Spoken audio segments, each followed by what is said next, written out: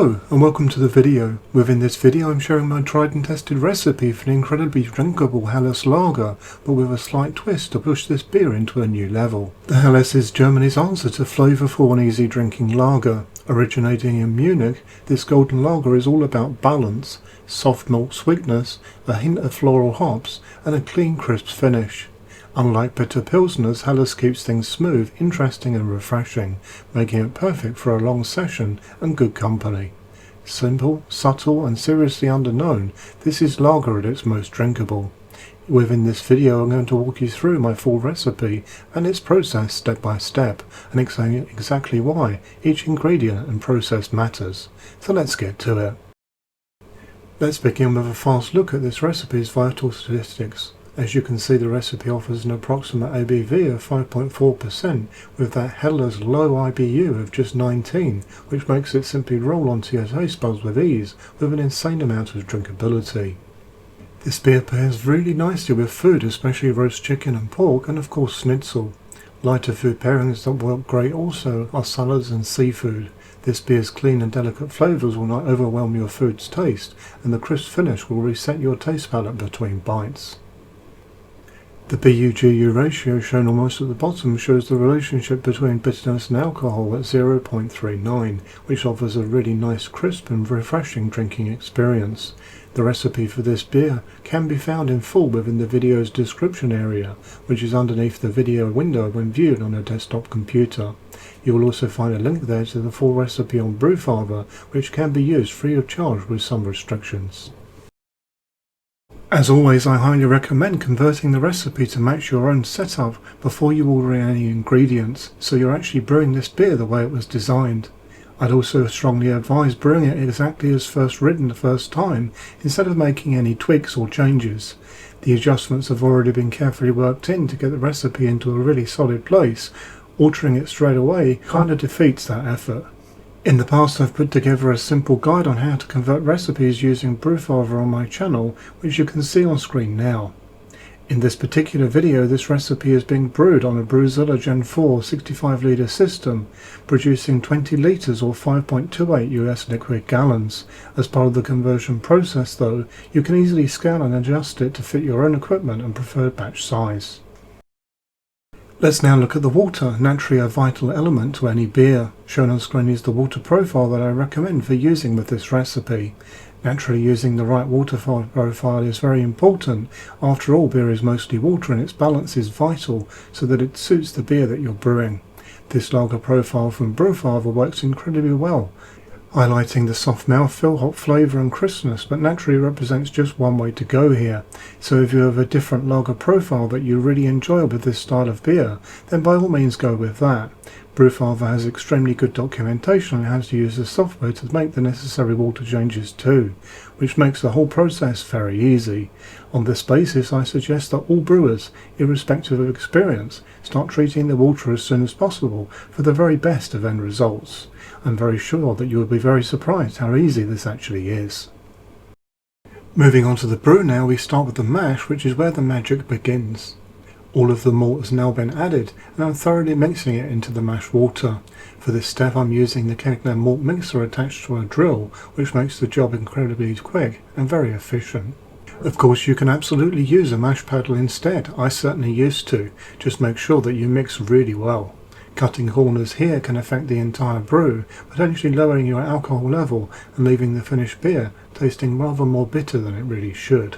So on this basis be sure to be very thorough no matter which method you use for the mixing. The mash has been started and is now at the midway point as you see it here, and this is certainly a very beautiful colour to behold. Here is a look at the mash schedule used here. At this middle balanced mash temperature we have good fermentability, resulting in a crisp beer with a nice light body without being too thin. For this recipe I'm using a simple but very intentional grain bill. Let's take a look at each choice as follows. At 85% of our grist we have Pilsner malt. This malt is doing most of the heavy lifting here, so quality certainly matters. Personally I use a Bohemian Pilsner malt from the German malt store Weyermann, which offers some enhancements in terms of flavour compared to a regular Pilsner malt, and I would highly recommend you do the same if at all possible. Then at 11% we have Munich malt. This is where we build depth in this beer. At this level, Munich will add a rich red crust note and a slightly deeper malt flavour. Without it, the beer can taste a bit thin. With it, you get that classic German lager richness. And finally, at 4%, we have Carahell. This is a small addition, but will have a big impact. This brings a slight sweetness, improved head retention, and a touch more body. At this level, it's not enough to make the beer sweet, thankfully. It's just enough to round things out. Once the mash is complete, we move on to the sparge, where things can get a little bit steamy, as you can see here. This step is often rushed by far too many homebrewers, but it's actually very important. We sparge to extract the remaining sugars from the grain, which helps improve efficiency and to ensure we're getting the most out of our ingredients. It also must be mentioned that sparging also improves the taste of the end beer for some brewers, myself included. So if you're a non-sparger, then I would suggest testing the sparge soon to see if this improves your beer for you, with side-to-side tasting of the same recipe. Let's now get into the boil, and this is where we build balance and some extra little flavour effects into a Helles. On screen you can now see our boil schedule is using the modern boil time of 30 minutes, which will not only save you time and energy, but it will also keep more of those flavours within the beer instead of boiling them off. Before we start adding hops, it is vital to clear the foam you see on top, as you can see me doing here. This will avoid a boil over. When it comes to a Helles, it's important to understand that hops are support rather than the main event, but they are vital, so let's look into their effects. Our Mittelfrüh at 30 minutes is providing a clean and smooth bitterness along with its classic noble hop character. Then at 15 minutes we are using Tet Nang, which will offer light herbal notes, which offer a subtle but effective complexity that is vital. Then at 5 minutes we have our twist, courtesy of Hallertau Blanc, which will provide some extra but different floral effects, along with white grape notes that provide the extra magic you will find within this beer that all of my tasters of this beer's design really love. This is nothing overpowering, it's simply enough for people to notice it and make a comment like, there's really something very nice and a little different about this one. Within a beer style like a Helles, a small change can make all the difference. Towards the end of the boil, it was then time to start preparation for cooling and transfer into my fermenter.